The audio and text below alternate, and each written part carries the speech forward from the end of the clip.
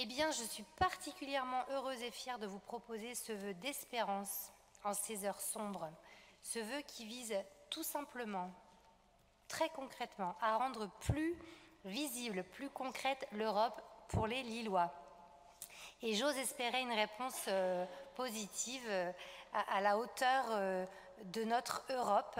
Et puis ce vœu, il tombe bien, puisque Lille est justement en train de fêter l'un de ses jumelages, donc avec la ville de Wrocław, et qu'on a tous, j'en suis sûre, très envie de faire plus connaître encore ces jumelages à tous les Lillois. Crise, guerre, nous savons qu'aucun de ces défis ne se limite aux frontières tracées sur les cartes.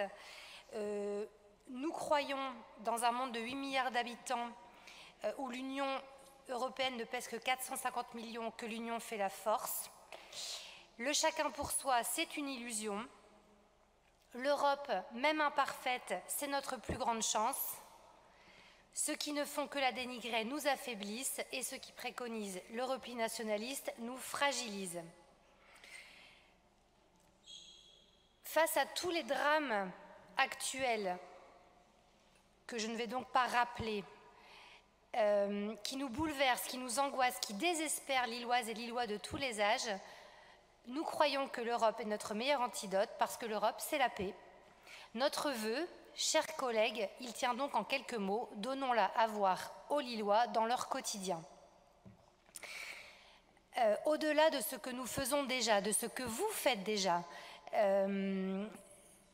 l'enjeu, à notre avis, c'est de rapprocher encore plus les Lillois de l'Europe pour faire vivre l'Europe concrètement dans le quotidien.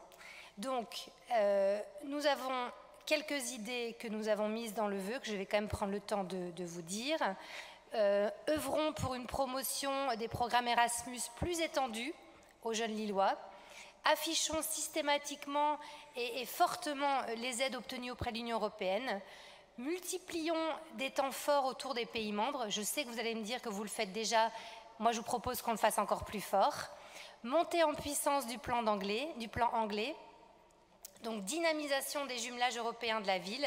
Les idées ne manquent pas, sans oublier, et oui, la promotion sans aucun esprit partisan, mais parce que c'est aussi la responsabilité d'une ville, Madame le maire, promotion sans esprit partisan de ce futur temps démocratique important à venir, celui des élections européennes du 9 juin 2024.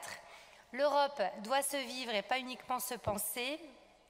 Comme le disait Schuman, l'Europe ne se fera pas d'un coup ni dans une construction d'ensemble, elle se fera par des réalisations concrètes, créant d'abord une solidarité de fait.